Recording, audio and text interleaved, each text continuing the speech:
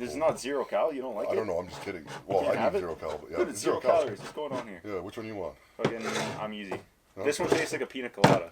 I don't even know what that is. All I'll right. take this one. I don't drink alcohol. Are we live? It's actually my first podcast. Yeah? I'm actually kind of excited to do this. More excited or nervous? What do you think? Both, because I plan on being famous one day, so I gotta get good at this. Makes sense. Yeah, gotta get used to being on camera and stuff like that. Exactly. What would you get famous for? What's your vision quest? Honestly, there's a few things. Yeah. But it's all gonna stem from bodybuilding in the beginning. So that's the one thing I'm kind of focusing on right now. Nice. But I want to do a lot more after that, because I know I can't do that forever. Fair. But my plan is to kind of make a name for myself with that, because that's something I'm very passionate about. Yep. And then transition to other things later on. I want to kind of keep secret for Nice. now. Yeah, hell yeah. No, it's smart. Smart, right on. So, I've known you for what feels like a long time. Like, it's been a like minute, 20 dude. years. Yeah, it's actually wild. I'm pretty impressed. Longest, say friendship is a loose term, but I definitely say acquaintance, like friendship, and then Friendship? back and forth. Yeah, Like even when we see each other, live here a lot. Yeah, we don't see each other for a while. We still kind of pick back up. It's awesome. It's like old times. Honestly, you know what's surprising? Still support whatever you do. So Yeah, exactly.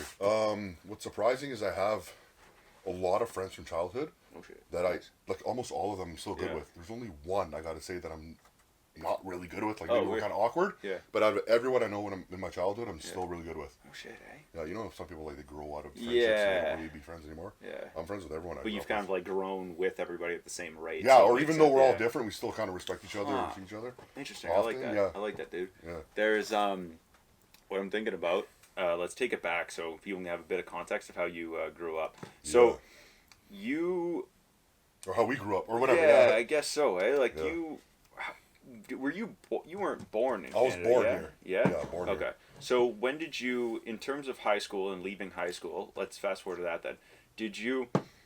What was that kind of transition like for you in like grade 11, grade 12, figuring out what you wanted to do and whatnot?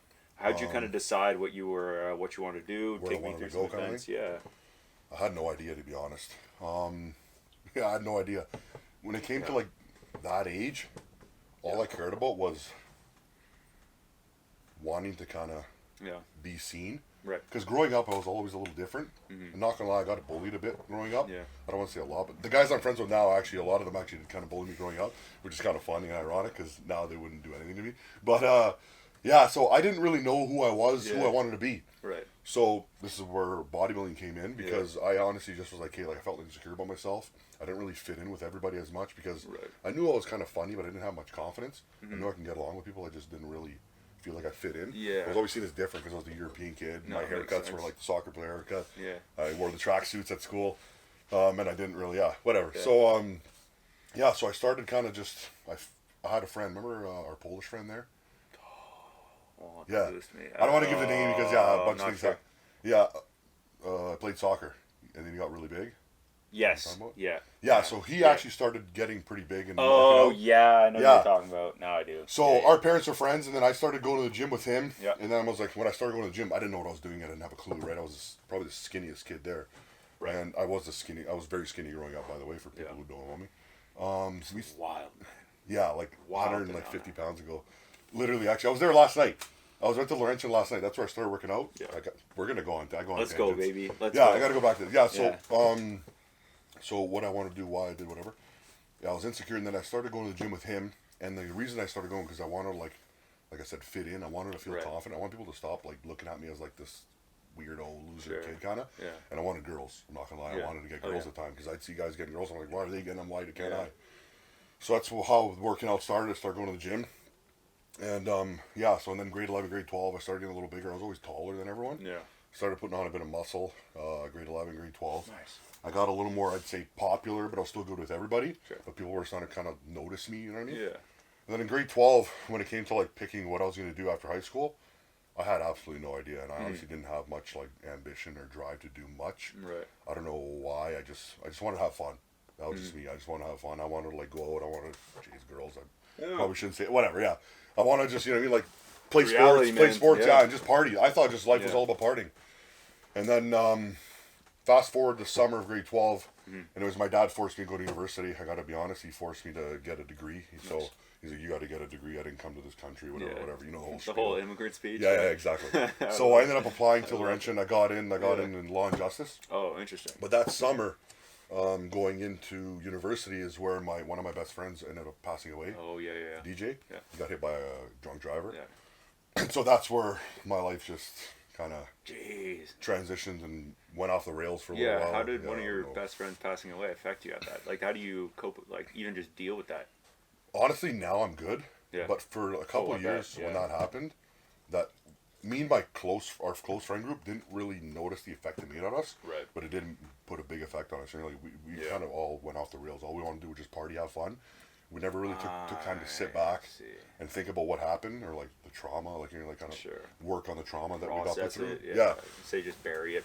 So I just kept burying it, and honestly, when I was in school, I didn't really care much when I was in school. The first 2 years of school, I just wanted to go out and drink and get girls and have a good time. Yeah. I wanted to mask my problems. Yeah. And work out, obviously. So that's all I did. Yeah. Let's go. Yeah, get some party muscles. Interesting.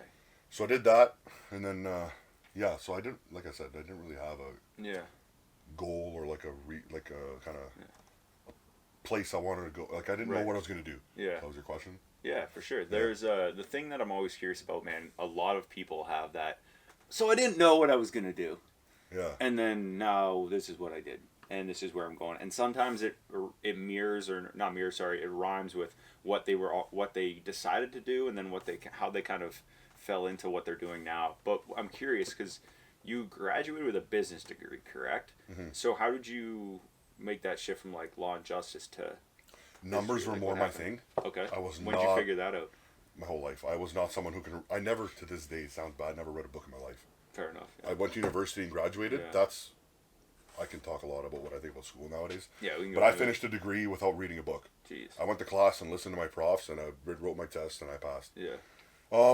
Actually, I did kind of have an idea of who I wanted to be. Right. In a sense of like more of a feeling or an emotional way. I'll get into that in a second. Yeah. But it wasn't until recently where I actually finally was like, okay, like I am doing what I always thought I'm meant to maybe be doing. Cool. Like you're on a path. Yes, more of I didn't think it was going to be purpose. bodybuilding. Yeah. I didn't, but like I found my purpose. Bodybuilding is maybe, I guess, the purpose, but there's a feeling and a meaning behind what I'm doing. Yeah. And I don't know. I can go for it. Yeah. So there's this movie Troy. I tell a lot of people there's this movie Troy. You ever watch Troy? Yeah. Yeah. So you know Achilles. Yep. How he's like a warlord. Mm-hmm. He doesn't really follow anybody. I never liked listening to anybody. I never liked being an employer. I had a lot of jobs in my day, and I'd never liked having a boss or someone tell me what to do. Right. So when I was really young, I watched that movie, and in the movie, he's like really like respected warrior, I guess, and he never really gets anyway. So I guess I'm gonna tell the whole story. Yeah, so man. His mother's like a witch, and he goes to his mother before he goes off to this war, and he says, "Mother, what should I do? Should I go to this war and fight and like?" Or should I like stay home and not fight for this king or whatever? Mm-hmm. I'm trying to like fast track it for the people who don't know. And then his mother goes, well, if you go to war, your name will never be forgotten forever. Your name will live on forever. Right. And you will be known as the greatest warrior of all time. Interesting. Yeah. But if you stay at home, you're going to have a wife and kids. You're going to have a quiet life kind of thing. And you're going to die. But your name will be forgotten after your grandchildren. Yeah. So she was kind of like a median, whatever, in the movie. And that kind of hit me. I was like, who do I want to be in life? And to be honest, the warrior sounded a bit thing more. Kind of sounded a little more intriguing to me. Yeah. So going on to now this bodybuilding thing, and sacrifice. So he basically sacrificed having a normal life for an ultimate like, kind of like a facade of him being known as the greatest warrior of all time. So I always thought growing up, I don't know what it was going to be. I wanted to kind of, I felt like I'm going to have to sacrifice a lot of things in my life to make it really be great in something that a lot of people are going to see as like crazy. And recently, it wasn't until bodybuilding where I actually like started picking up on it the last couple of years and really doing good and seeing myself having potential one day. Right. Where I was like, this is the thing that I was always thinking I was going to do. Yeah. Where I was like, because it takes a lot of sacrifice. We'll get into that. Oh, for sure. Like you have to eat 6 times a day. You can't really go out and party. You can't like go hang out with friends. You have to bring your food around. You got to go to bed on time. You got to be up on time. You got to train on time. It's a very regimented, rigid lifestyle. Yeah. But you're sacrificing all this for a bigger purpose. Right. So there's a lot of other purposes to that. I don't want to get into it now because in the future, maybe next year we'll get into it. We'll get into another podcast.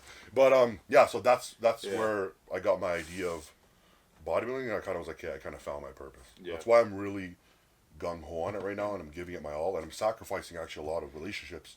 I have sacrificed a lot even in the past for what I'm doing. Not just relationships, but even just lifestyle, right? Like a normal personal lifestyle. So now, my question is, with using that as a weightlifting, working out, bodybuilding at the beginning stages of kind of springboard was from the insecurities, right? And all that, and that's what kind of got you into it, needless to say. Yeah. Right? Maybe not fully the only driving force, There's but lots one of of them, right? And then now for you to be having been in that vulnerable state to now be putting yourself on stage or coaching people to be on stage and getting over that initial, like every time I go out to host an event or speak in front of people or go on stage for something, what have you, I get a bit of anxiety. It's not that bad, thankfully. But like coaching others or helping others? But what I'm wondering is, how do you coach, or how do you as well get over the stage fright, paired with how do you coach people to get over the stage fright of going on? Because you're like, why do we work out? Oh, because we were insecure, and now I'm putting myself on display for other people to criticize and look at what's the difference. It's like that's pretty vulnerable. That's pretty out there. I had some practice growing up. Okay. But I also have there's two reasons for it. The practice growing up was I used to actually do Croatian dance and singing. Oh, sick. I was a lead singer and dancer growing up. Nice. My mom was like the Croatian, what do you want to call it, like president of all the things in our community. Nice, yeah. And she ran the school and so she forced me to do that all my life. Yeah. And we used to travel our group, to like all over Ontario. And we'd perform in front of thousands of people on stage, where I would get on first, start singing and dancing in front of people. Oh, no kidding. So the whole stage part, I had to get over at a young age. Oh, okay. I kind of got, so I got a bit of practice. Yeah, I'd say so. Yeah, and in terms of getting on stage half naked in a Speedo with some oil rubbed on you, that's a little different. It's a little harder. A little bit, yeah. That took a little more confidence, but I told myself the reason why it took me so long to finally actually compete, because I've been bodybuilding for years now, you know I've been doing this for a while, is because I wanted to know that if I'm going to get on a stage, I want to know I feel ready. When I feel ready inside. A lot of people don't go that route, right? And I wanted to, and so like that for me was like I felt confident enough that regardless of where I place, how I do this year, it's my rookie year, first time ever competing, or whatever you want to call it, I'm going to just get on there and have as much confidence as I can, because if I don't, I'm going to look stupid. So I'd rather look confident and maybe not as good physically, or confident and look really good. I'd rather just be confident. You know? If you're not confident, you're going to look even worse. Yeah. So I'd rather just act like I'm confident. I also had the practice too. True. Isn't it, I was watching a couple of videos and reading some about when Arnold was talking about posing on stage, and that a lot of the poses he chose were versus the other guys back in his day, where they were always closed off a bit, whereas he found he was like opened up more, and he's like, I would pick poses that would make you open up, which would project confidence more. And I was like, oh, interesting. So he's almost, for lack of a better word, power posing to get through and to display his confidence more. Like he's choosing positions that make him feel more confident. Posing for your physique. Yeah, posing for your physique. So there are mandatory poses. Right. But then you can also... really? Yeah, so there's mandatories. Interesting. You can also sort of pose for that too, like change little angles. There's little tweaks you can do. Oh, okay. There is room for... There's room for movement, not a lot, but then you pose for your physique. Yeah. Yeah, there's like... Oh, sick. Okay. So then someone who's bigger like me, yeah, I can also pose large and look even larger than the guy who's next to me who's 5'10", not 6'4". Jesus, yeah. Sick, eh? Oh, it's awesome. What made you decide to take bodybuilding and competing in that seriously? Like to a point where you're like, okay, I got to commit some time to this. Because over a year ago, we had a similar conversation, a bit of a conversation in your basement about this. When I was buying gym equipment from you, and you were talking about, okay, I need to like make this shift. I need to do this. I need to do this.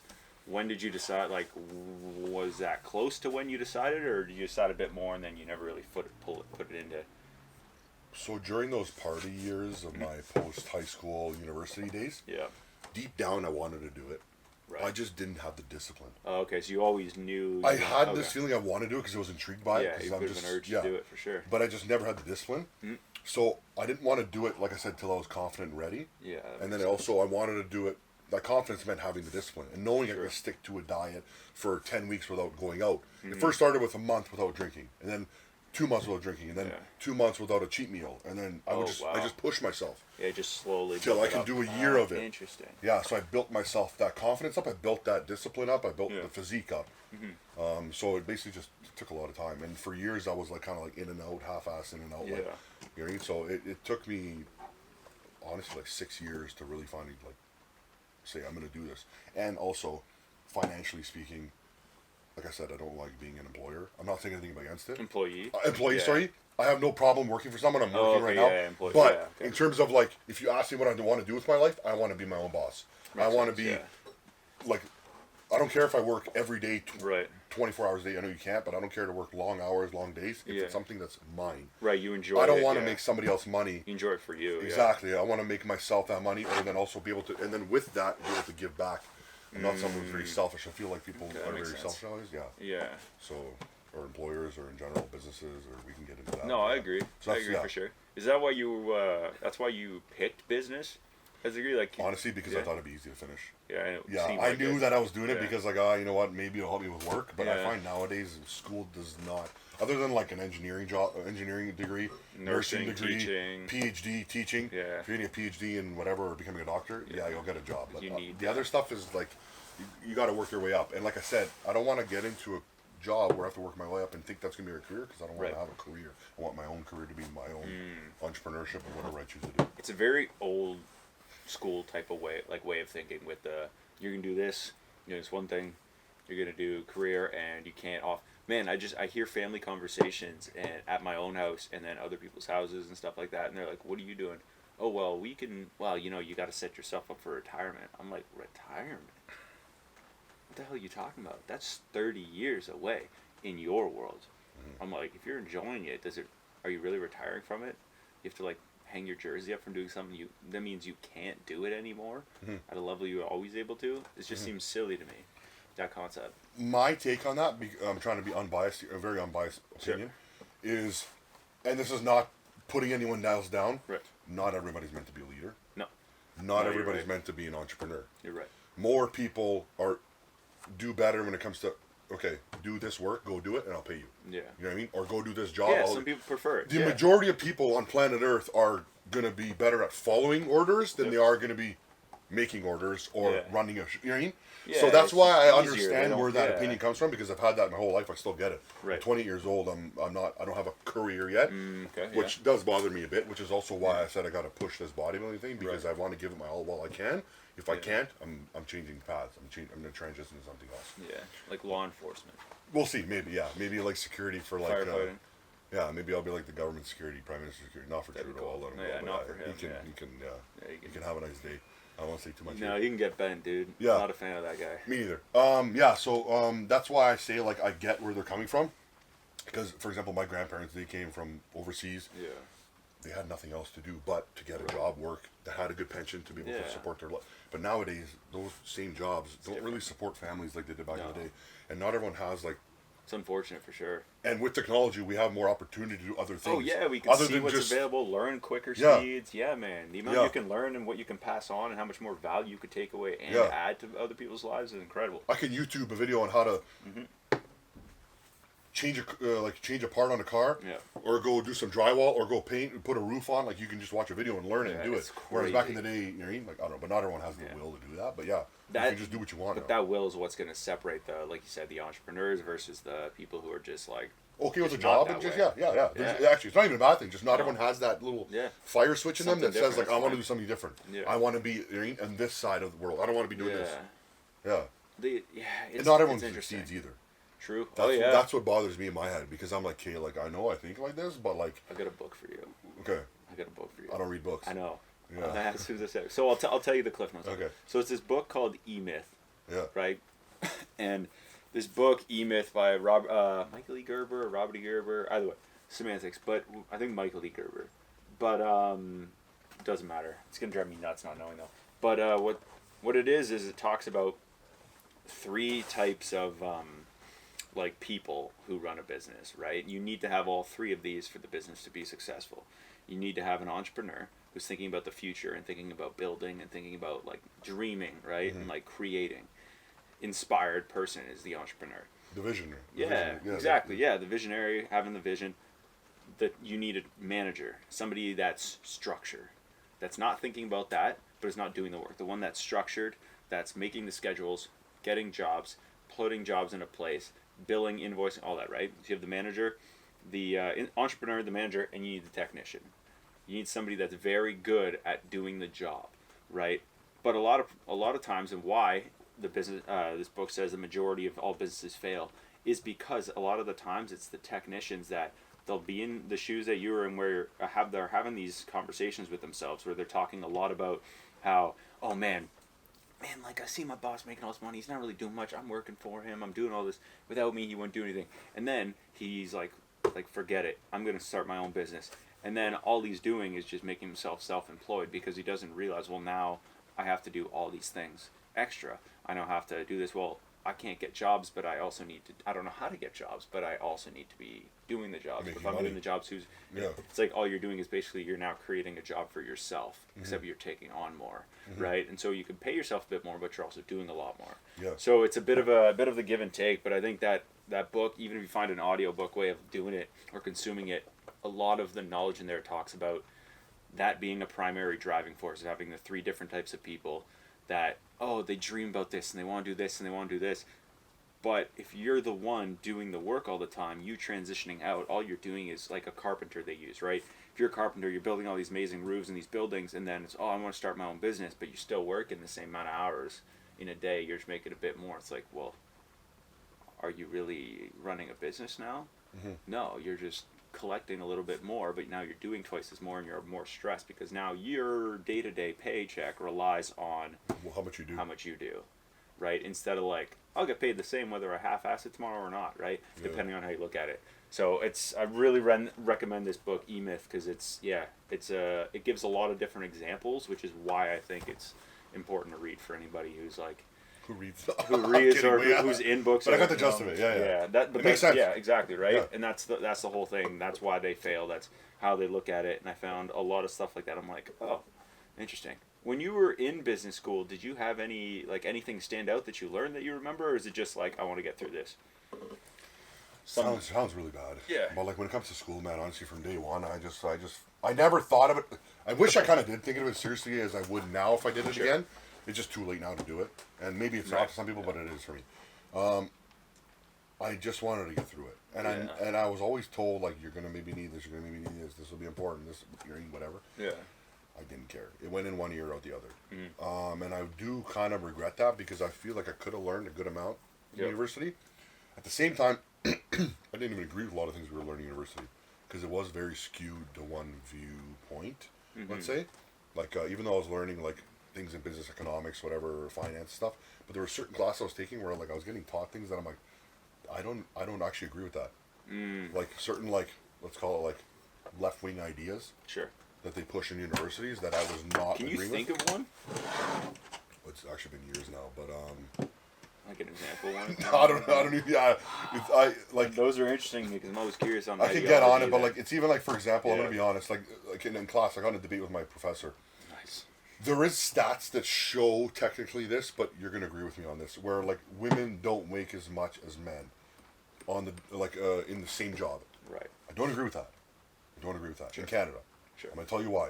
If you worked at Laurentian University as a prof, and you're male, and a female worked there as a prof in the same department, she would get paid the same. Yeah. Because if women made less, I'm telling you right now, corporations and business owners would only employ women. Oh, Why would I employ someone to pay someone more? I would employ someone to pay less. Yeah. But they make less because in the stats, but little things like that. I don't want to get into wow now, right? But, interesting. So like they need you to. So I actually on certain like let's say we didn't have essays, but certain projects we did where I would like say something that I didn't agree with, like political or whatever. Sure. If I didn't agree with the prof, he would actually like basically fail me. So I had to write something that agreed with him. So that's where like why I have those views on university. That's why I kind of think there's certain programs I agree with. There's certain things I don't agree with. And that's a business program. Exactly. Yeah, that's not liberal arts. Or I took an economics class and it was talking about debt and certain things, and I was just like, I don't agree with this. Like, I wouldn't run my business like this, or I know lots of people who don't do like this. Take out a bunch of debt, or no, just the way it was. I don't know. It's gonna be too long to explain. Go ahead. It's just I just didn't agree with it. I just didn't agree with it. So yeah, it wasn't my thing. And so yeah, I basically just went to school to do it, to finish it. Yeah. If I did it now, I would have taken it more seriously, because I would have learned more about, like, see, I don't even know what I would say right now, because I didn't even learn. I forgot it all. I think you'd be able to filter out the BS and like kind of retain more of what was relevant to what you want to do. Yeah, it's tough though, right? Because now, almost being 30, trying to understand, be like, oh, well, now I know what direction I'm on. It's easier to remember and go, oh man, I wish I would remember this. I wish I would have paid more attention in this class, right? Yeah. It's like back then, it's like, well, we don't know. It could be anything. Could it all be important, or could this be a waste of time, right? So that's a tough catch-22 that people deal with going in too soon. So I don't know. It's a tough one. I say I should have waited, but at the same time, like I said, my parents forced me. Dad mostly. European old school, like Eastern European dad, where it's basically like a, you know what I'm talking about. But awesome. Yeah, like I probably would have never even went if he didn't force me. I would have gotten a trade. Yeah. And I would have just been my own employer. Yeah. I would have just had my own little business, worked for myself, and pursue my dreams still. Yeah, made enough schedule, kind of. Yeah, and just make it work around. Had a bit of fun with it. The thing that I'm curious about now, talk to me about. Which I'm kind of still doing now, which is maybe, yeah, it's interesting. But talk to me a bit about your time, because you've gone back and forth to Croatia a bunch, right? In the years and stuff like that.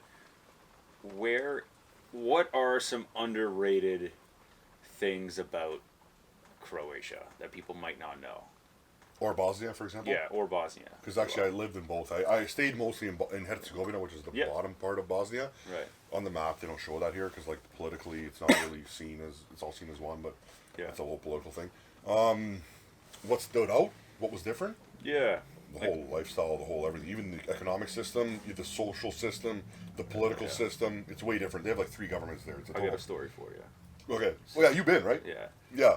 So, yeah. Yeah, so once you're... because I have a second question I want to ask, but I want to make your point of the social justice. Okay, and we will in 1 second. We'll not forget. And then like also like even... what was I going to say? Like what is it? Lifestyle, economically, socially, politically. Yeah. It's totally different. It's a different world, actually. And you go ahead on your point. I'll try to remember. You're going to love this. So, Buddy and I are in Split, right? And we're having a patio. There's like a bunch of patios, beautiful, right? Cobblestone. Yeah. Or a bunch of cobblestone patios and whatnot that we were able to go, or sorry, alleys. That's my bad. Yeah. Alleys that you can walk down. There's just like restaurants. In between the castle, it looks like castle-y. Yeah. It's close to the waterfront, but it's not. Yeah, I've been there. Yeah, but it's like I can't jump in from my seat. But what man, I remember. So my buddy James and I, right, because we were road tripping, and he made this joke. The waitress came over to us and was like. I think it was towards the end of the restaurant, or like I was like, "Oh." You had a girl waitress, by the way. Yeah. That's surprising. Really? It's usually male. It's usually male there. Oh no! Kidding. Yeah. It's usually male. So it's funny. Actually, I'll back up for a second. We're walking down and we're hungry as shit. We're like, where are we gonna eat? And we see this rocket standing out in front, and we're like, my buddy's like, yeah, we're eating here. Like, works for me, pal. So we go in, and I still like them on Instagram, like to this day, and it's like crazy. None of their captions are in English. It's hilarious, right? You have like they see translation to see what crazy stuff they're doing. And I remember we were sitting down, whatever, they were asking us questions. They were asking like, what do you want? And I was like, oh, like I'm good. And I think it was my buddy James's turn to order food, right? And I was like, you know what? Yeah, it's your turn to order. He's gonna pay. So, and they're like, oh, how are you doing this? Separate bills? And no, James goes, because he made this joke a lot, but he was like, nope, I'm paying for my husband today, right? The look on this chick's face was like you told her you had like a week left to live. Yeah. She was like, whoa. Yeah. No. Probably freaked out. Yeah. Well, you can't say that here. Yeah. You can't. And I was like, whoa. I gotta move here. This is crazy. I'm just kidding, right? But I'm like, oh man, this is hilarious. I am planning on doing that. Yeah. I'm like, not for that reason primarily, but that was primarily. But that's so funny because I was like, oh shit. So as soon as you said it, I was like, yo, you'll get a kick out of this one. So. Yeah. Normally it's guys who are waiters there. Yeah, it's weird. I don't know why. I don't know if it's like it depends. If you're in just a coffee shop, Mm-hmm. But if you're like in a restaurant, usually it's men. Right. I don't know if it's like, I forget. I asked this a million times. I don't know. I forget now what it was, but I don't know if it's because men are stronger. That's what they think. Like men are stronger, they hold the food better, or whatever. Maybe. And women are prettier, so they're seen as the girl at the front of the hostess. Hostess. So Little daintier things. But we got a female server too. Like female hostess. I guess they have them, yeah. But like I know, like it was weird. Yeah, in Bosnia, for example, in Herzegovina, it's 95% male servers. Yeah, I don't think I saw a female in Bosnia. Oh really? Absolutely insane. Yeah. What do you mean? Where'd you go? No, well, like even just like the hostel we stayed at, right? Where'd you stay? We stayed in Sarajevo. Yeah. Oh, okay. Yeah, dude, I would show you on a map, man. We did a wild trek. So we left Sarajevo. We drove from. Do you know where Uvac Park is? National Park in Serbia. No, I've never been there. There's like a big lookout. I'm Croat. We don't accept Serbs. Yeah, sorry. No, I'm kidding. Yeah. I've never been there. I thought I got over in the 90s or that still. It's not over. No. So what happened is, dude, we drove there and we decided instead of camping at this national park in Serbia, we would drive 6.5 hours at 11 o'clock at night to Bosnia. And I don't know, you might be able to explain this because I always want to know. We drove through these like tunnels and mountains, and like they were like one-way tunnels. There were times where I'm like, our car might not fit. What is that? It's just old infrastructure. It is old. So they just never really did anything with it, and it's just basically like you have an idea like who's going first. You can see in front of you, and you let people go through. Interesting. That's more in the poorer parts they have that. Yeah. They're trying to get a little more modernized in that country, but like I said, it's a war-torn country. It's tough. There's 3 governments. The political system's a mess. Yeah. Yeah. Is that what you said? No, you're trying to move to Croatia though, not to. Honestly, both. Both. Yeah. That's also why I lived there for like 6 months. I did 2 6-month stints. Was to train in bodybuild. Who do you stay with, or where do you stay? Get my own apartment. Oh, you just save. It's much cheaper there. Save that. Yeah, really? Cheaper living. Yeah, way How cheaper. much? Like what'd you spend for like the per month on rent? I spent a lot, but like it's because I want to live like a king. But yeah, per month on rent in Bosnia. On average for a 1-bedroom apartment, Canadian. I gotta do the math. You got a calculator? Yeah, no worries. Go for it. Let's see 1 sec. On average, if it's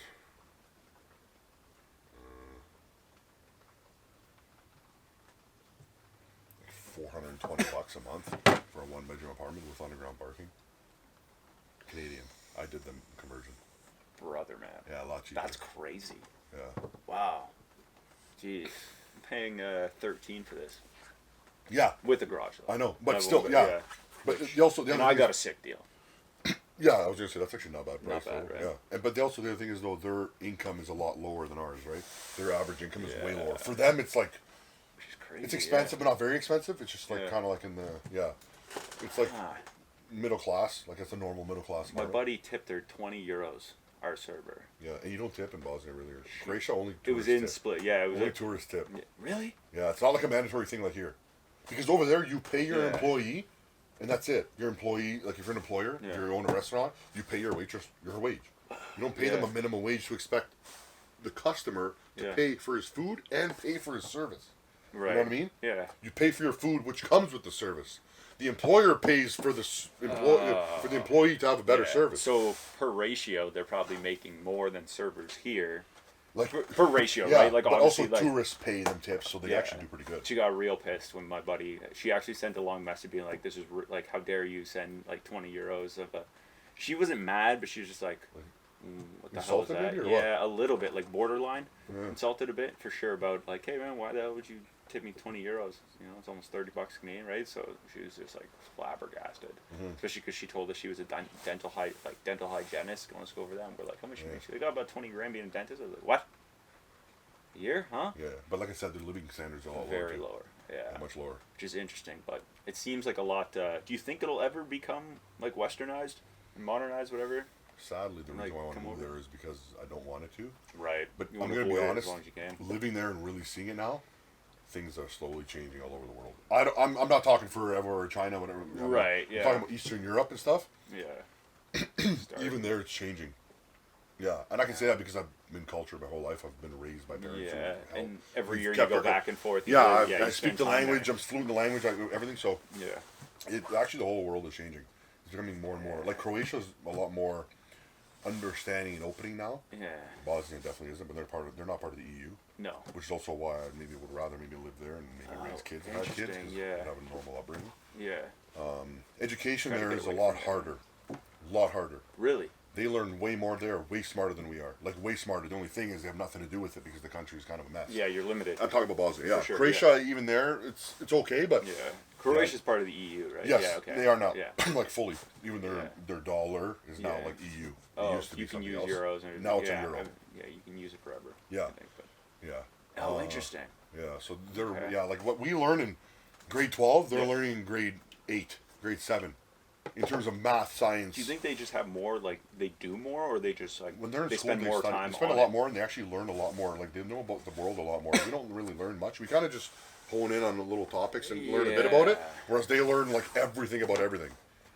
Even university, like, I have friends who are in university who have, like, 20 courses a year. 20. Yeah. Not 5 a semester, like 20 a semester. Yeah.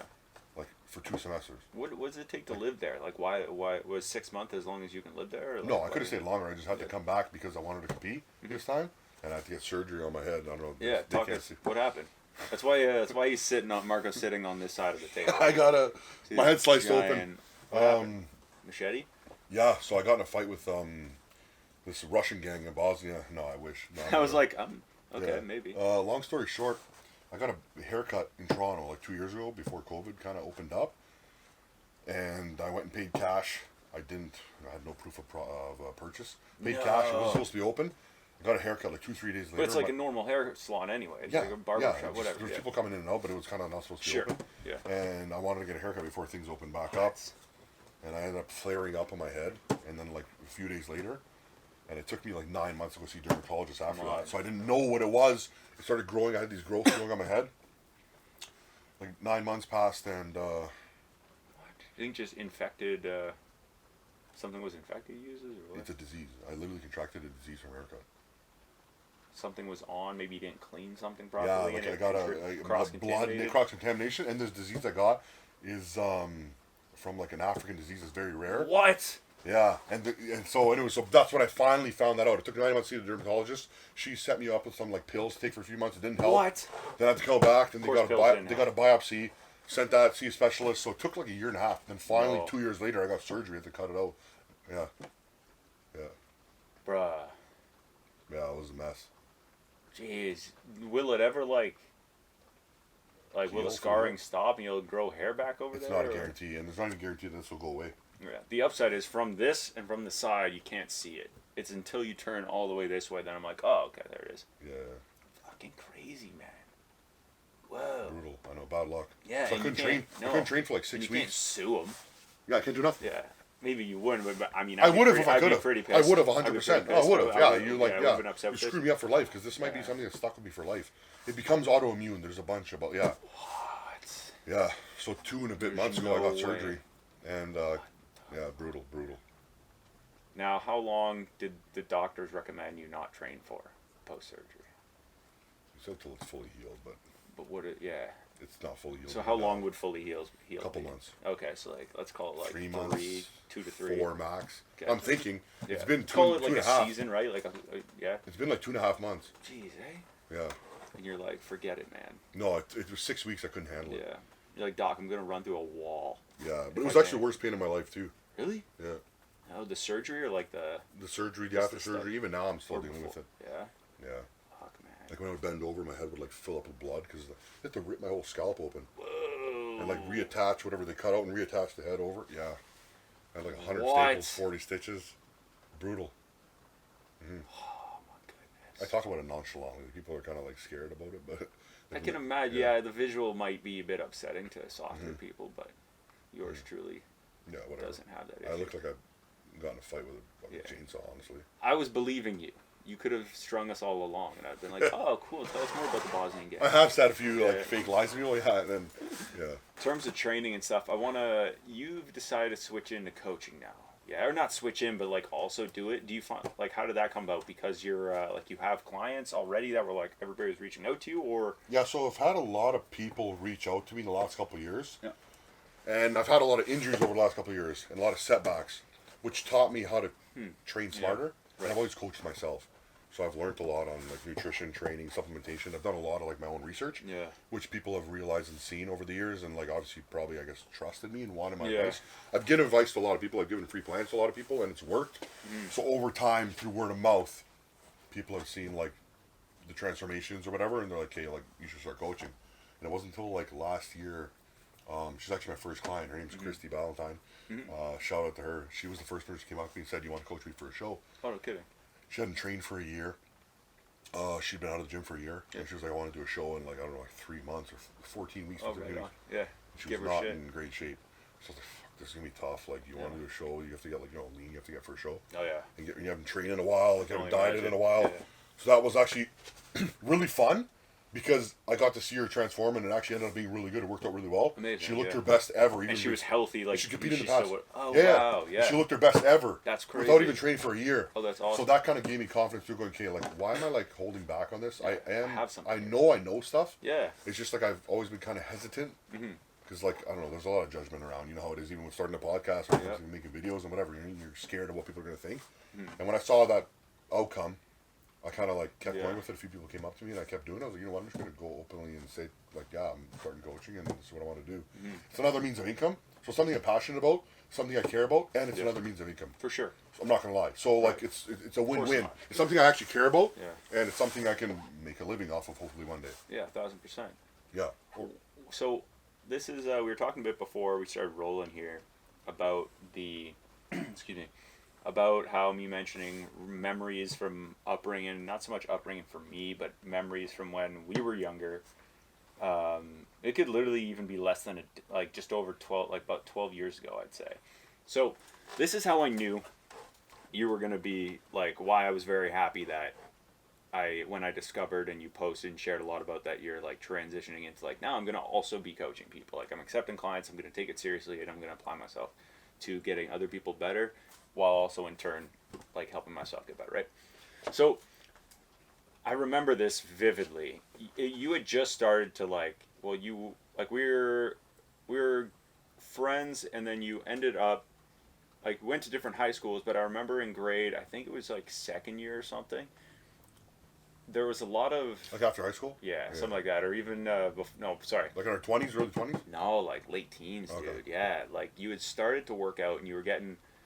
Like, you got bigger in high school, right, towards the end of it. I remember vividly, I hadn't seen you in a bit, and I had just started getting into, like, the weight room, lifting weights, maybe grade 10, 11, whatever, right? You were probably a couple years ahead of me, and you were bigger. So I remember going into Laurentian, working out, and I remember you being there. I was like, oh, what's up, Uncle? And then I remember I was like trying to figure out this, like, it was a close grip, no.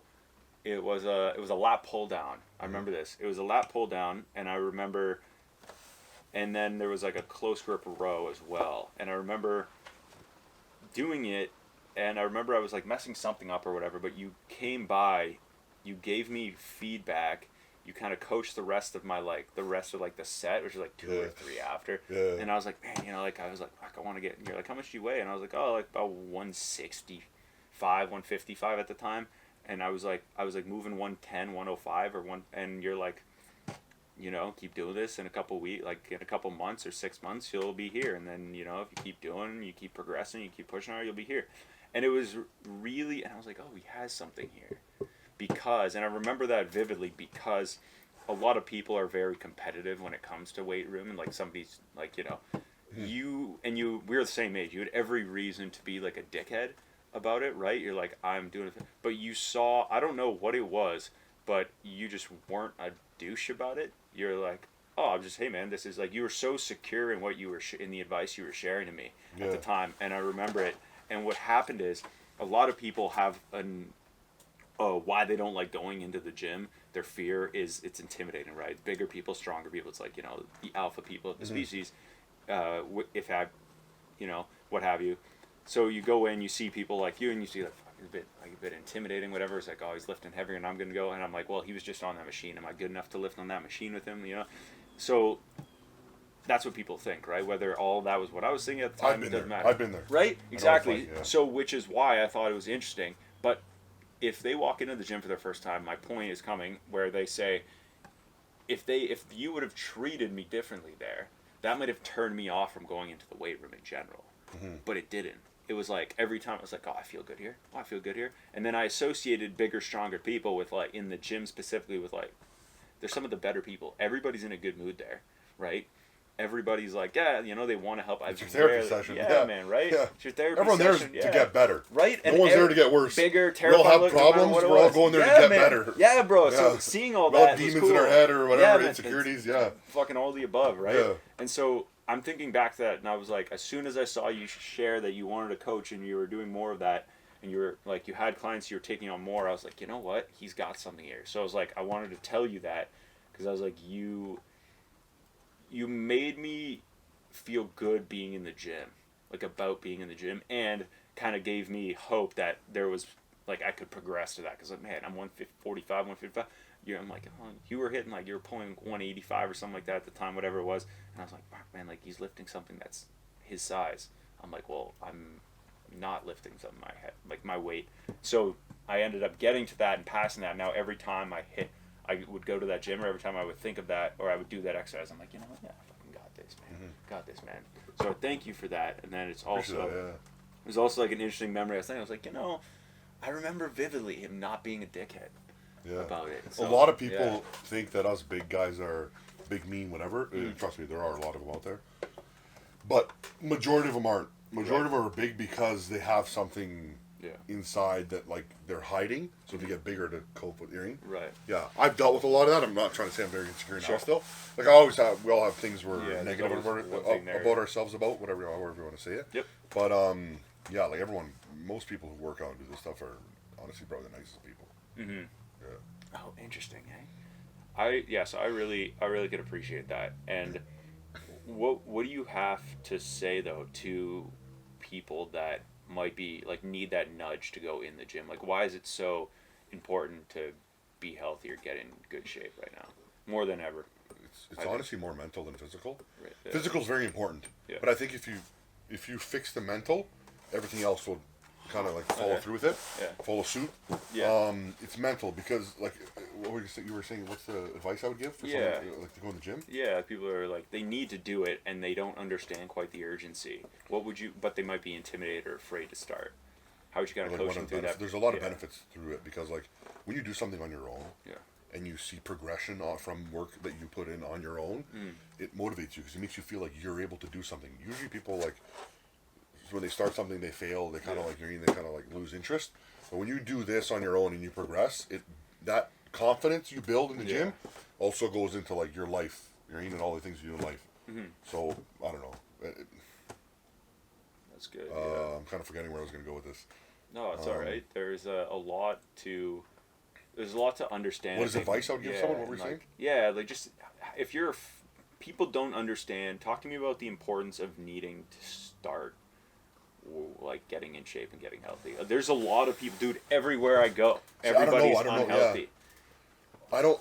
How would you? If I'm a new. There's client, a lot of different types of unhealthy. Okay, if I'm a new client and. You're trying to say physical then? Yeah, it's a physical fitness. Stress the importance of it. Why is it so important? Not just to you, but to other people. Like, what would you say on that topic of? It's so important because I push it to everybody. I'm like, I tell my friend, it's like, I don't care what it is. Get your ass in the gym. Do something, right? Everybody wants to lose weight. Everybody wants to do this. Nobody really often does. Usually, when you see someone physically fit, some people are going to think they're like dumb, meathead, whatever. Sure. But usually, someone who's physically just even fit, not just even bodybuilder, like physically fit, they have discipline. They have values because it takes a lot of energy without having motivation to go to the gym every day and get better every day. Right. So if someone's fit. They have a lot of good qualities that someone who isn't fit has, I think. So they're not lazy. Right. They're they can't buy it. Yeah. Yeah, exactly. It's not a false confidence. Yeah. Yeah, exactly. It's not a false confidence. Yeah, man. Some people take it as and their ego goes through the roof and they do other. That's their own insecurity projecting, right? Yeah. That's more just like, oh, he's dumb. I got to be smarter if he's in better shape. No, it's probably the opposite. Because I think I was listening to this show once and this guy talked about it where he's like, if you could have the nicest suit in the world, but if you're a fat slob, it doesn't matter. It's not going to look like an expensive suit. But if you're in really good shape and you're tapered well, you got lean mass, right? And you have more of like a confidence because you're like, Not a posture. Like, yeah, yeah. like I lower back and all chair office working, but you end up going into it and walking with a bit higher chest, bit chin up a bit more. You're walking a bit taller, and you're like, oh, people can sense that. People sense that. Yeah, man. It's a vibe. I don't know how, it's an energy. I don't know how to explain it. No, 1,000%. People sense it. I know when I started getting more fit, like you said, in high school, grade 11, 12, I started getting noticed more. Interesting. It was like, oh, he must be good at something. He must be, you know, what does he have that I don't have? Interesting. Why is he walking like that? Why is his mannerisms like that? Why is his, like, you don't have that, like, kind of like, it's not that you're slouchy. It's almost like an aura. You have a more positive aura. Yeah. I like that you touched on that by saying positive aura.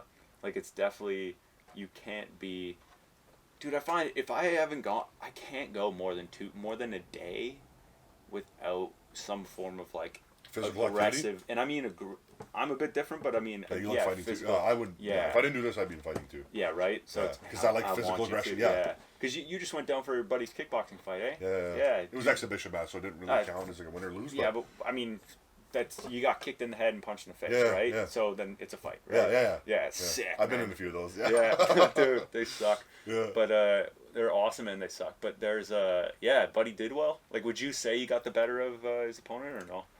It was pretty even. It was his first fight ever. Oh, he's never for been in a fight. Dude's been training hard, and I know he's been training hard because they kickbox after I do jiu-jitsu. Yeah, I was gonna say, did they go to the same gym as you? Yeah. Does he go? Yeah, he went to Troop. Like, you met his coach, Ron, eh? Yeah. With the glasses. Yeah, shorter guy, a bit stockier, glasses, white guy, Yeah. I'd say he did pretty. The first round he was a little bit like slower. Yeah, he had to get his foot. Yeah. Yeah. Second round was like pretty good. Third round he definitely had the upper hand because he built up a little more confidence, aggression. For sure. I don't think he has that like, aggression in him. You know, we have that like. He doesn't have that. That dog, man. Yeah, I know. I told him I said, you need a more in it. Like you hit someone, like hit him. Don't just like kind of you're in like fuck, like go through it. Do you think did he get hit at any point that like?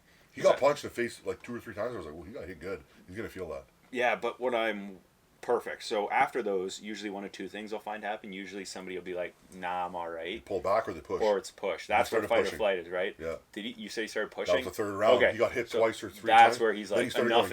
There you go. Yeah. So he has it. It just takes. He might have just needed. Takes a little more to get out of him. And dude, it's his first one.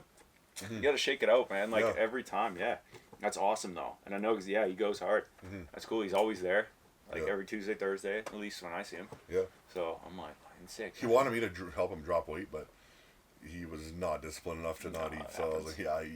So he ended up fighting like heavyweight or something, or super heavy, big, like 250. Yeah, I know we went down for. They do a lot of those, which is awesome, because I know if they like stress and interest, and then they want to, and they've trained serious there. We got a good group of kickboxers though, so I'm happy he was able. I saw you went down. I was like, no, Sam. Yeah. I was already there, so I was going to go watch. Oh, right. I thought you went down. I was training with my coach. No, I was training with. Yeah. Train at Pure Muscle. Pure Muscle. You been there? Yeah, dude. Yeah. One time. Yeah, that's the best. Yeah, it was awesome. It was absolutely insane. It was like mine. 2.5 hours, and I was like, I could do every. You can't stop. I haven't done anything. I went with Sadiq. I went with him. Yeah. He's like, I want to do this workout. He started working out. He went to like every machine. Like, man, we didn't come here to train for 3 hours. He's just like, man, I want to try this. I want to try that. I'm like, you're like a kid in a candy store. No way. It's the best gym ever. Yeah. It is. Yeah. It's so sick. In North America, it is the best gym in North America. Oh yeah, hands in the down, Western dude. world. It's so big. It was ridiculous. I think I went with a buddy, Patty. And Pat told me about Evan, that. Or Ethan. Yeah, Evan. But yeah, dude, so sick. It's I felt, if Tiny? it wasn't such a big gym, and it was closer. Like if it was working out with those people in here, I'd be a bit more like, all right, I feel pretty small in this area. But yeah, definitely there. I was like, whoa, everybody's ridiculously strong. Like I'm small there. Yeah, which is absurd to me, but everybody's built like trucks. Yeah. And I'm like, let's do a 40-yard dash. You guys, and then it'll be close. They'd get killed. Close, they'd get killed. You'd kill them. If you have the explosivity, then I don't think, or the explosiveness, I think you guys, it'd be close, but yeah, smash it. I'm just thinking in my head, I'm like, I have to find an edge to it. But I'm like, man, these guys are squatting deadlift, these chicks are squatting down. I'm like, you guys are insane. Yeah, the girls are bigger than guys here. Yeah, it's crazy. I love how they have it set up too. Like it's the smartest way. Like they have studios in there, like for the podcasts they do, right? Yeah, even posing this, that, yeah, whatever. man, it's sick. And like they make it that like type of a community, like, and it's not so much just like a pure muscle and fitness community. It's a bodybuilding competitive. Athlete. Influencers. Yeah, it's a cool mix. Got it all. I find you need to be almost, for lack of a better word, influencer in order to like be good in bodybuilding or make some form of effort as a coach. Like you have to be known. Right? That's what I struggle with. That's the biggest thing I struggle with. Even like doing this podcast right now, I was like, oh my god, how am I gonna do this? I was kind of intimidated in the beginning. Yeah. You seemed a bit resistant through your messages, but I was like, you're like, yeah, okay, are you sure you want to? I'm like, yeah, I want to do it, dude. And that's the thing. To make nowadays, like if you want to make a name for help. yourself, Yeah. you need to make a brand. You're starting a brand. Yeah. You're like I said, you're bodybuilding, or even if you're a jiu-jitsu fighter, you're not gonna make all the money on fights. Oh god, no. You gotta do other things. Yeah, it doesn't happen. You gotta like put yourself out there, and one of the things is doing this kind of stuff. So this will help you a lot, I think, in general. That's why I was like, I hope he says yes, because it'll.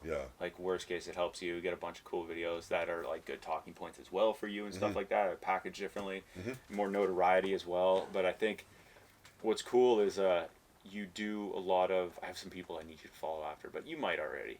But there's a lot of social proof, and I think you're doing a lot of that now, and you're like in the beginning stages of it, and I could see hints of you doing the correct things. I'm very, very excited to see how it kind of blossoms for you, because it will get to a point where you have to almost, once you punch the fear in the face of doing the talking head videos, I don't want to sound like what's this guy gonna think of what I sound like? Yeah, man.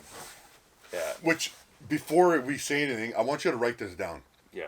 Next year, same day, same time, not same time, whatever. Write this date down. What is it? October 31st is Halloween. Yes, sir. Yeah, next year around Halloween time, if I'm not in Europe, we're going to do it on an online Zoom podcast. I don't care. Fuck it, I'll go to Europe for an episode. Yeah, sure. Come on. Okay. I'd rather do that than Zoom. We're doing one again in a year because I want to see the difference. Oh, that'd be cool. In what we talk about and what I'm doing.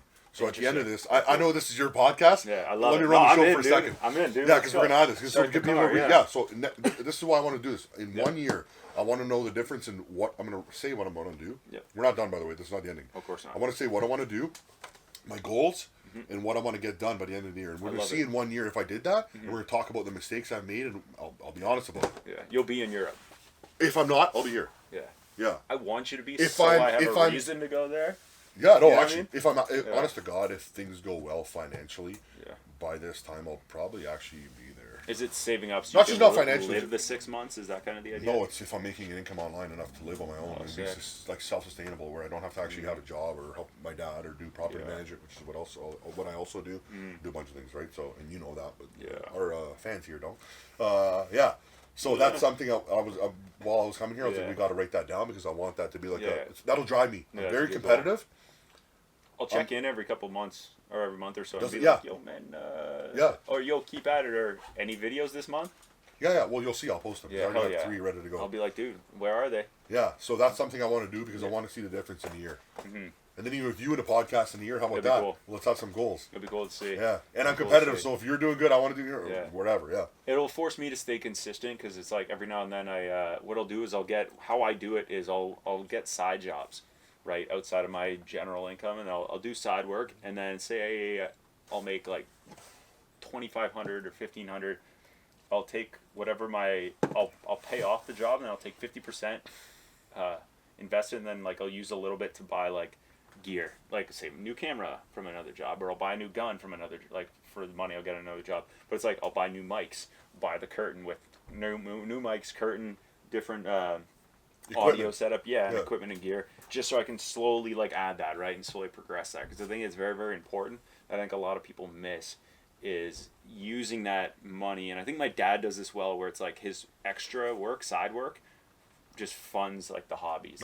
And not so much hobbies, but hobbies. Passions. Yeah. And I know what they are, but exactly. Yeah, because like, that's what I do. Hobbies is model trains.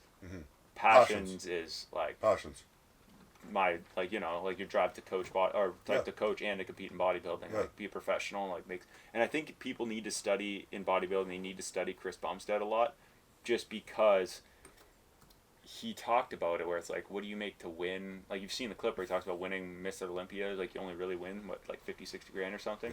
It's not a lot, and that's the mecca of winning, right? So it's like for that category, right? The big boys win more, but fair.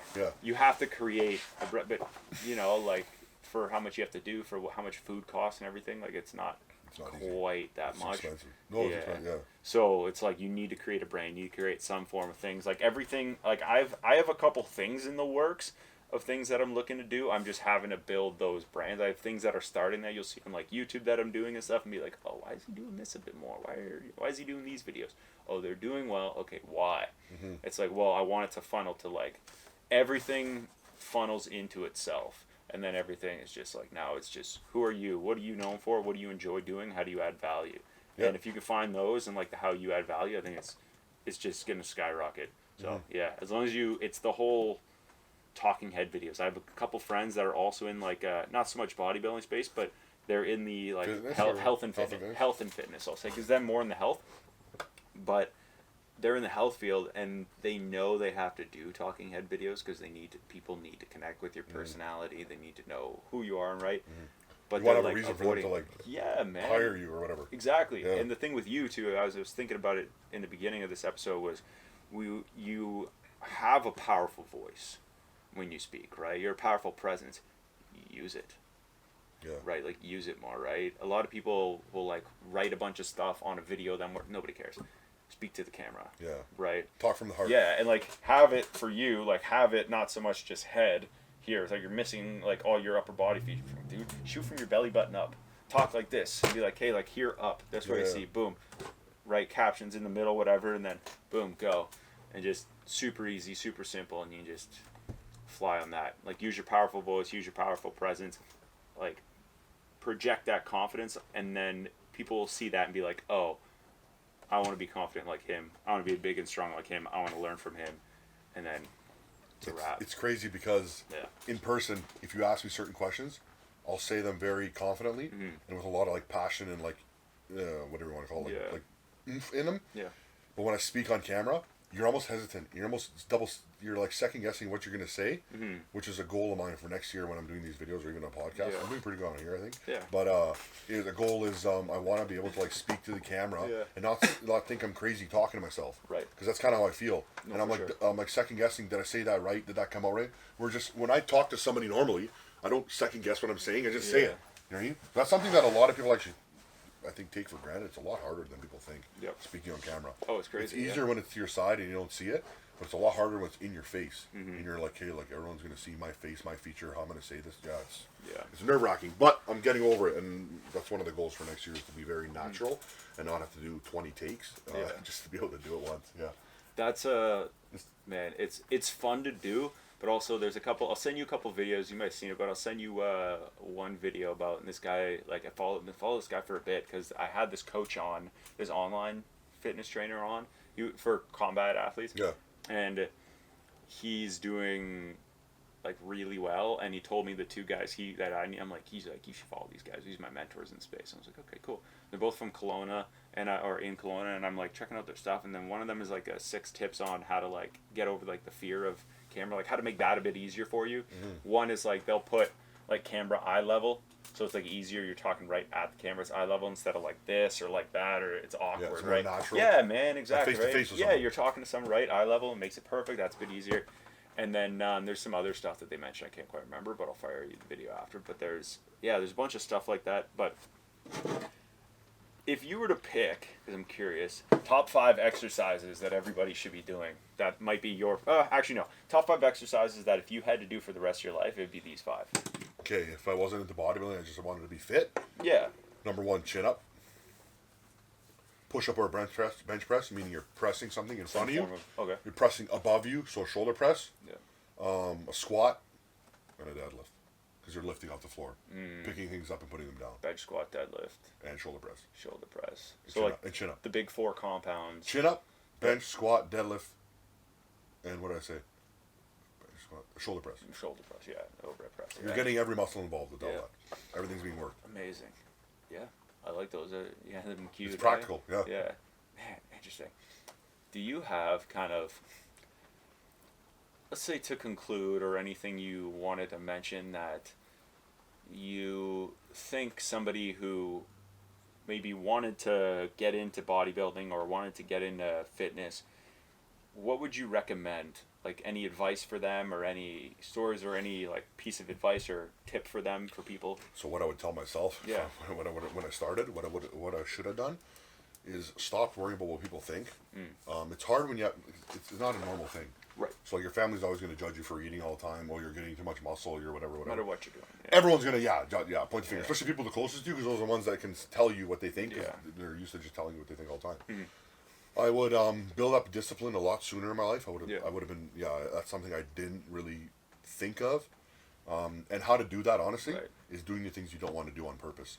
So in my head, if I like don't want to do something, I'm purposely gonna now go, I gotta do it. I literally do that. I think Steve Goggins, or what's that Goggins guy? Yeah. He kind of says that, like he talks about that. Where I'm like, I do that too. Where it's like an OCD thing now. Oh, where it's like, if I feel like I'm gonna be a pussy if I don't do this, I now gotta do it, so I'm not a pussy. You know what I mean? Yeah, if makes I said sense. I'm gonna do, I mean, if my head said like I can't do that, now I have to do it. Like it's almost like, oh, I gotta do it now. I have to, just because I said I couldn't. Shit, So interesting. building discipline, building confidence in yourself. Honestly, in terms of like just bodybuilding, I would say like training properly, not worrying about your ego, not lifting too heavy.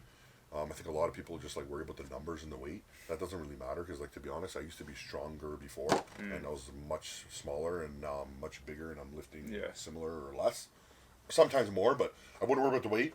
And having proper form, a lot of people don't really know this, or I don't know if they do, but just moving the weight straight up and down might look good, but are you contracting the muscle you're trying to actually target? That's what a lot of people don't understand. Bodybuilding is very meticulous.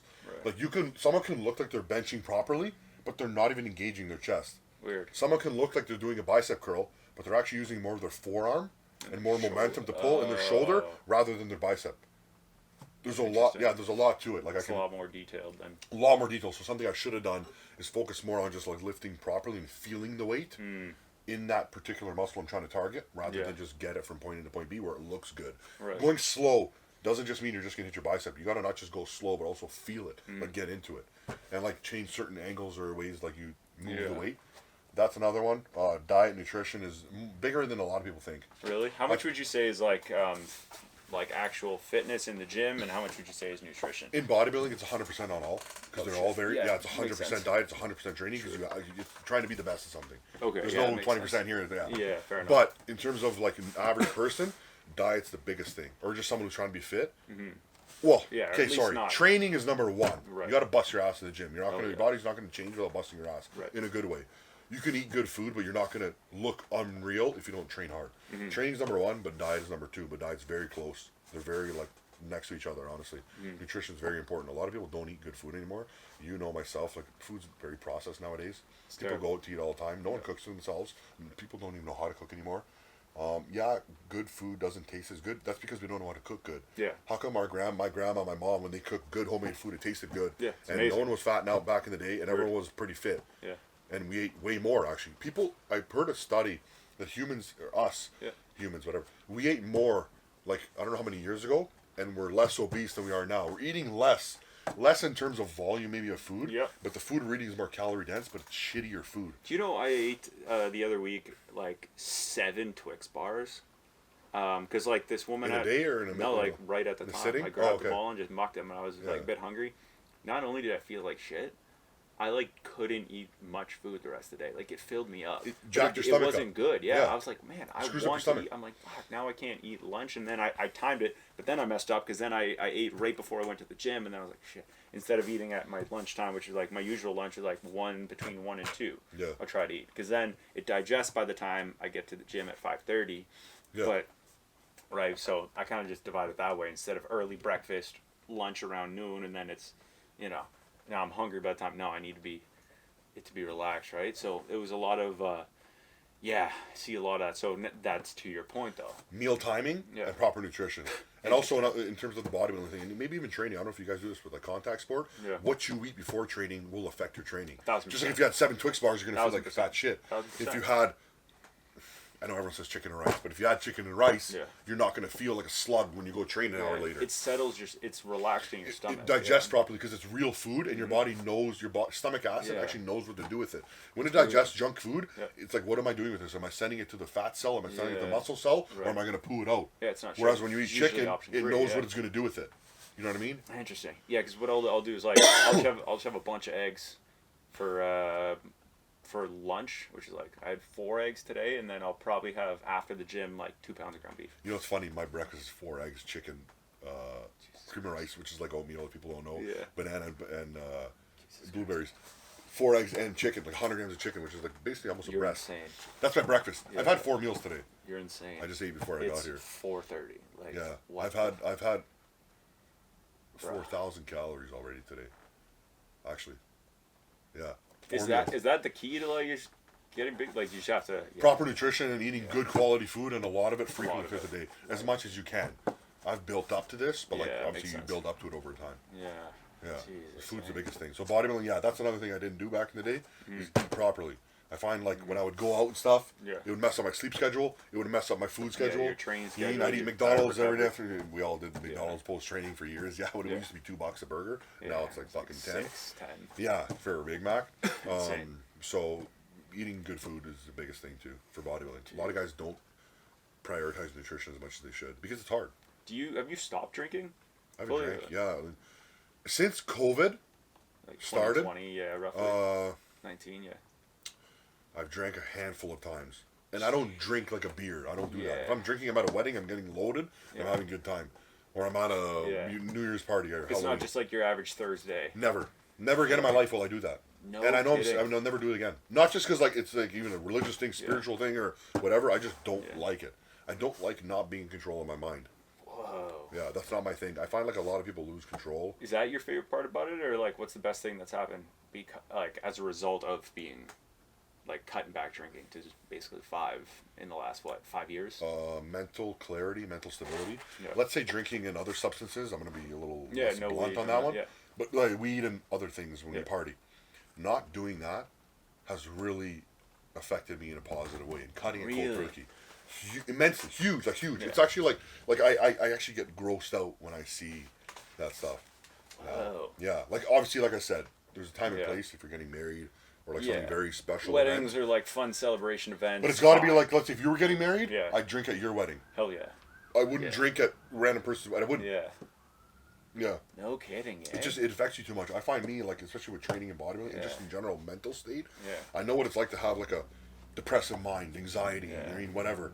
In the last like 4 or 5 years, I haven't even know what that is anymore. I don't know what it is because I don't abuse my body mentally in terms of substances. Right. Now that you mention it, every time I think about like the more depressed, anxious, and then more just negative friends I have, it's because of that. Every couple, like multiple times a week, they're like getting absolutely canned.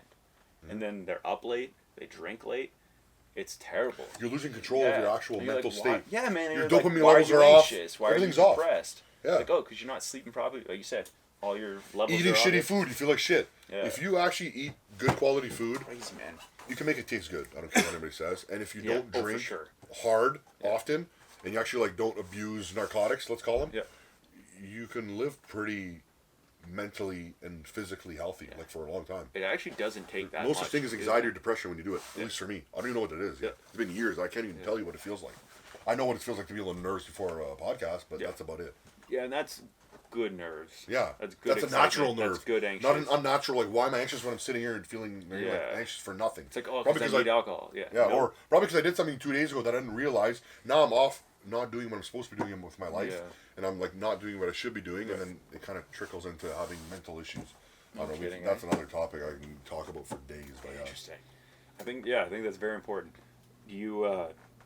Do you have anything you want to say to kind of wrap up this episode? Wrap up kind of what we talked about, or and then you have any questions? Any last questions? No, I'm pretty good. Yeah. Yeah, in 1 year we're gonna have a Hell recap. yeah. Let's go. Yeah, so we'll have some questions. Yep. So my goals and what I'm gonna do for the year. Let's say that's one of them. Because this is why I wanted to do the podcast. This is one. Also, Yeah. Hell yeah. Number one. Light them up. I'm just gonna say it straight up. I want to do a regional show, even though I don't have to technically, because technically last year was my first year competing, and I did a Sudbury regional show, qualified to go to Toronto, which is a national pro qualifier, international, so people all the world can come turn pro in that show, and I got 4th in my class. Nice. And so next year I want to win the overall at a regional show. If I don't pass it, I have 12 months to do a pro qualifier, and if I, based on my head and surgery and stuff. When I compete next, if 12 months pass, I have to do a show to qualify again for a pro qualifier to turn pro. Makes sense. My goal is to get an overall, meaning win the whole show in a regional, and go to a pro qualifier, and I'm going to be honest, get first place. Yeah, smash them. That doesn't mean a pro card necessarily. I'm obviously going for that eventually. I want that. I want to be a professional. I want to be a good professional. But I want to get first place in that. If I get second or third or fourth, listen, I'm not a sore loser. No. But my goal is first. So that's 2. 3 is to have at least... There's how many weeks in a year? 50 weeks? 52, yeah. 52, sorry. Yeah. But I meant like on average, I had to ask that. I want at least 30 videos. Nice. By next year. Good. 30. Good. They don't have to be 10-minute videos. They can be 30-second reels. I want at least 30. On Instagram? I'm not good at technology. I'm terrible. So Instagram, maybe TikTok. We'll see. But 30 videos. Yep. My coaching business, I want that to actually be something that's pretty legitimate. People see us like, you know what, like he's got integrity. His business does well. My clients do well. Hell yeah. And it's someone I want to work with. And I want to have X amount of clients by next year and a year. And I'm going to be honest with it. I'm going to say 20 clients. Nice. I want 20 consistent clients by next year. Yeah. And then if I'm passing that, I'm probably going to be in Europe, most Let's likely. go, unless things change. But Let's if it's go. 20, I'll be gone for sure. No, hell no. I'll be starting, 20. Can go. And then, and I want you to give me some goals too. So set something up for yourself. Yeah. And, so another thing too, I want to set a good example for people. I'm going to put myself out there. I'm actually going to give it my honest all from my heart, however you want to call it, soul, for this next year in terms of talking on social media, telling the truth, my truth. Yeah, your truth. What I think is the truth. For sure. And just being real and actually putting information out there to motivate people, to inspire people, and to actually make people want to like do better in life. That doesn't have to be fitness and bodybuilding. That's the thing too. So this is why in the future I said I want to do other things. I'm using bodybuilding as my main niche because that's something I'm passionate about. But other people can apply the apply the qualities I have or the tactic I use to get to where I want to be, and use that for whatever endeavor they want to choose to take in their life. That's the last thing. Yeah, that's nice, I think that's pretty good. That's awesome. I want to set a good example. Yeah. I want to be a good person. I want to be known as a good person. Yeah. Yeah, because in the past, I don't know, people think like, big guys are bad guys, and I've got a bit of a past that I'm, let's say, regret for certain things that people I might have looked at a certain person. I want people who like to really go, you know what, like he's on to something. He's a good person. I want to be respected, and maybe by saying that, I also like respecting myself more, having more self-confidence in myself. I think if you do, man, I think if I didn't respect you and didn't care about you, I wouldn't want you on the show, right? Yeah. So I think in turn, the way you're going about it sounds like you do have the best intentions and that you do have, I've always felt this and believed this, that if you do right by people and you try to put your best foot forward every single time you're around people and be open and honest communication, if you can't for whatever reason and you're just as to yourself as possible, a lot of people, I think you will succeed no matter what as long as you're consistent and you do that. You pair yourself, like your authentic self, with the consistency of it, I think it'd be perfect. And I think if you posted one reel a week. So 52? 52. I think if you did one reel a week, you'd be surprised, which is nothing. I said 30, but in my head I said 50. Like once a week. So, because I want once a week. Let's say 52. There's no way you can't grow doing that. Okay. Are you kidding? 52. No way. Zero. Let's say 50. 50. Yeah. Do one a week, because I guess Christmas is. But we'll see. I might even do 2-3 in a week, none in a week. Yeah. I want 50 videos. One a week minimum. Change it to 50. One a week minimum. It's on recording. One a week minimum. If I don't get 50, fuck it. I don't That's know. it. If I don't get 50, let's make a bet. Yeah. If I don't get 50, I got to do something. I got to shave my head. All right. If you don't do 50 in a week, you have to pay for my trip to the podcast. No, to do the podcast. To fucking no, I'll do it. Yeah, $1,500. I don't know. Yeah, that'll be covered. Well, I don't know if I'll be that. Yeah. There's an incentive. Oh, I got one for you. Well, free stay when you're there. I'll drive around. No, I appreciate that. Yeah, here's the bet. Here's the bet part. Okay. If you don't do, and I'll hold myself to also doing this, I have to post 50 YouTube videos, and I'll tell you more about that after, but 50 YouTube videos, one a week for the rest of the year, or rest of this year into next year this time, in October 31st.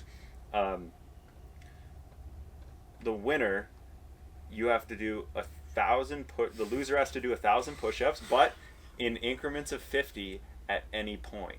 So you could be about to go up on stage for a pro event, and I can be 50 push-ups.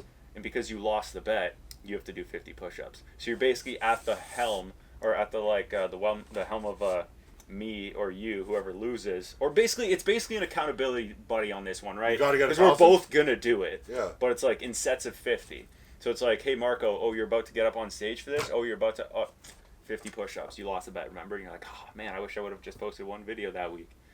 It prevents. I'm not going to lose. I'm going to do it. That's what I'm saying. saying. I'm not losing. Because I don't want to do that. Me neither, right? So that's why I'm like, I'm not losing. Fun. Yeah. But that'd be the idea. Okay. But anyways, I really appreciate your time today. I appreciate you sharing more about yourself and kind of getting the reps in as well. I'm glad you're able to come on, and yeah, man, There's a lot more to come. Yeah, I'm very excited for you for what you have to come. Yeah, we'll have a lot more things to talk about. Yeah. Tell people where they can find you. Roll the red carpet. Let them know where they can find you and whatnot. And, go from there, man. On Instagram, my name is The Real Banmar. Hell yeah. Yeah, you can look me up on there. I'll be posting 50 videos this year. Yeah, if you want coaching in terms of bodybuilding or even just weight loss or muscle building or bulking, whatever you want to call it. Yeah. Perfect. Yeah. Right on, brother. I never actually had to think about it. Thank you very much. Yeah. I really appreciate it, dude. Yeah, thanks a lot. Hell yeah. Thanks for having me on. Right on.